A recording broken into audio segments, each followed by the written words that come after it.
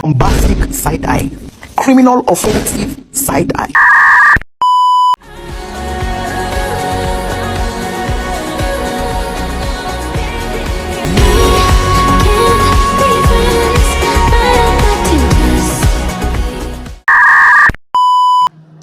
Halo teman-teman, kali ini saya mau membahas tentang anuitas. Pertanyaan yang pertama, apa itu anuitas?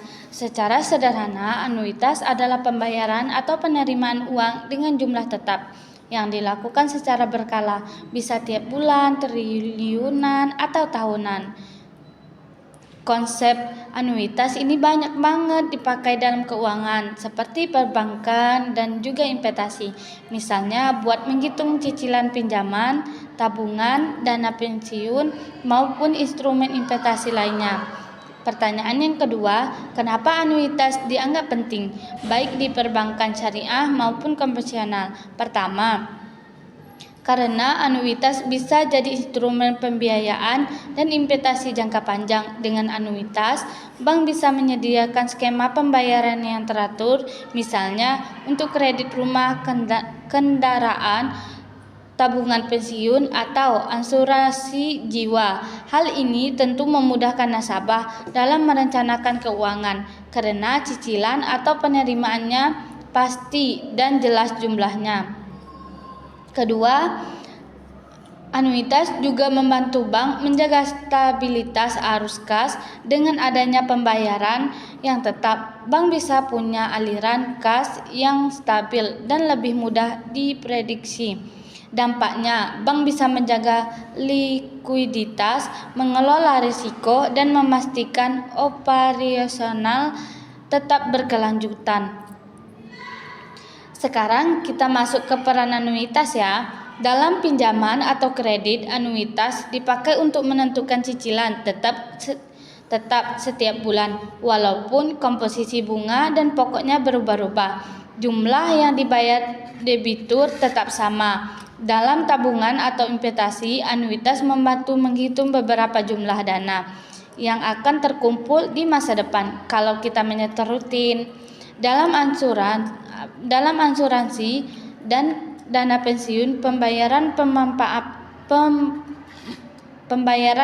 manfaat kepada peserta biasanya juga dalam bentuk anuitas, contohnya dana pensiun bulanan seumur hidup.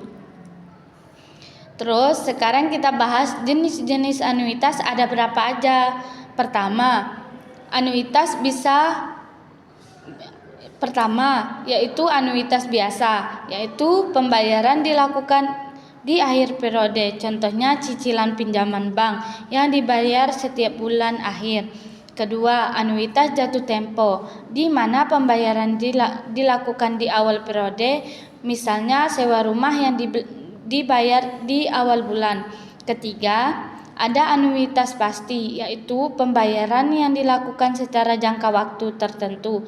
Dan terakhir, ada anuitas seumur hidup, yaitu pembayaran yang diberikan selama penerima masa hidup, biasanya pada produk pensiun atau asuransi jiwa.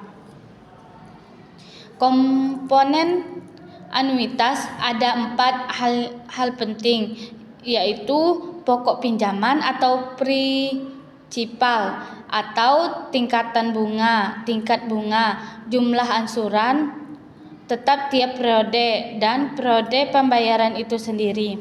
Kalau soal perhitungan, ada beberapa rumus dasar. Nilai masa depan anuitas dihitung dengan rumus FV sama dengan PMT kali 1 tambah I pangkat N kurang 1 garis miring I.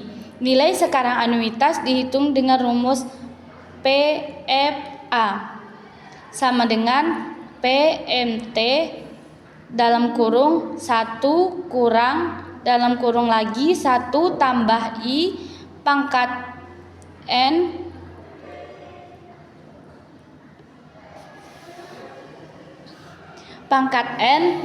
dalam kurung negatif N Dan kalau mau tahu besarnya angsuran pinjaman, kita bisa pakai formula anuitas payment. Jadi kesimpulannya, anuitas itu bukan sekedar teori, ia nyata banget dipakai di kehidupan sehari-hari, mulai dari cicilan bank, tabungan, dan pensiun sampai pembayaran angsuran.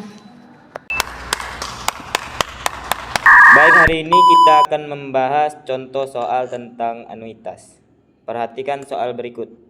Seorang mahasiswa menabung sebesar 1 juta setiap akhir bulan selama 12 bulan di bank.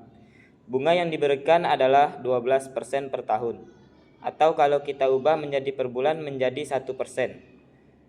Pertanyaannya di sini, berapa nilai masa depan anuitas atau future value of annuity dari tabungan tersebut? Sekarang kita masuk ke langkah penyelesaiannya. Yang pertama, kita tulis dulu data yang diketahuinya, yaitu setoran bulanannya atau PMT sebesar 1 juta. Nilai N-nya adalah 12 bulan dan nilai I-nya 12% per tahun dibagi 12 bulan, yaitu 1% atau 0,01%. Karena setorannya dilakukan di akhir bulan, maka jenis anuitasnya adalah anuitas biasa. Rumus yang kita gunakan adalah anuitas biasa, yaitu FP sama dengan PMT kali dalam kurung 1 tambah I pangkat N kurang 1 bagi 1. Nah, sekarang kita substitusikan nilainya.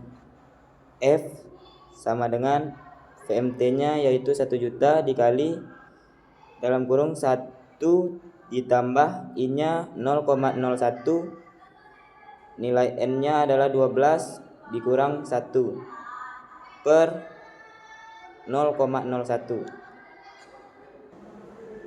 Penyelesaiannya, langkah pertama kita hitung dulu yang ada di dalam kurungnya, yaitu 1 ditambah 0,01 pangkat 12. Kita cari dulu, hasilnya adalah 126.825. Langkah kedua, kita kurangkan hasil yang tadi dengan 1, yaitu hasilnya adalah 0,126.825. Kemudian kita lanjut bagi dengan 0,01. Maka hasil yang kita dapatkan adalah 12.608. Maka hasilnya adalah 12,6.825. Kemudian langkah terakhir kita kalikan dengan 1 juta. Jadinya FW sama dengan 1 juta dikalikan 12,6.825. Hasil akhirnya adalah 12.682.500. Jadi kesimpulannya, nilai masa depan tabungan mahasiswa tersebut telah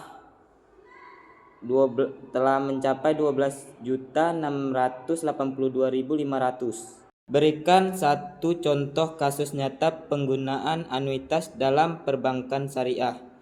Misalnya pada akad murabahah atau ijarah muntahiyah bit tamlik. Jelaskan mekanismenya secara singkat. Jawabannya, contohnya seorang nasabah ingin memiliki mobil dengan harga 240 juta. Bank Syariah membelikan mobil tersebut lalu menyewakannya kepada nasabah melalui akad ijarah muntahiyah bit tamlik selama 4 tahun atau 48 bulan. Bank menetapkan ujarah atau sewa tetap per bulan sebesar 6 juta. Karena akad ini berbentuk anuitas, maka pembayaran nasabah setiap bulan adalah tetap sampai akhir periode. Mekanisme anuitas dalam kasus ini, yang pertama, bank membeli aset atau mobil kepemilikan di tangan bank. Yang kedua, bank menyewakan mobil kepada nasabah dengan akad IMBT ke nasabah membayar sewa atau ujarah setiap bulan. Yang ketiga, pembayaran bersifat anuitas, yaitu jumlah cicilan per bulan sama, ya 6 juta. Di dalamnya terkandung ujrah atau imbalan sewa kepada bank. Yang keempat, setelah 48 bulan nasabah sudah melunasi seluruh kewajiban sewa dan angsuran kepemilikan. Mobil kemudian dimiliki penuh oleh nasabah melalui hibah atau akad jual simbolis. Karena angsuran, mengapa disebut anuitas? Karena angsuran tetap 6 juta per bulan.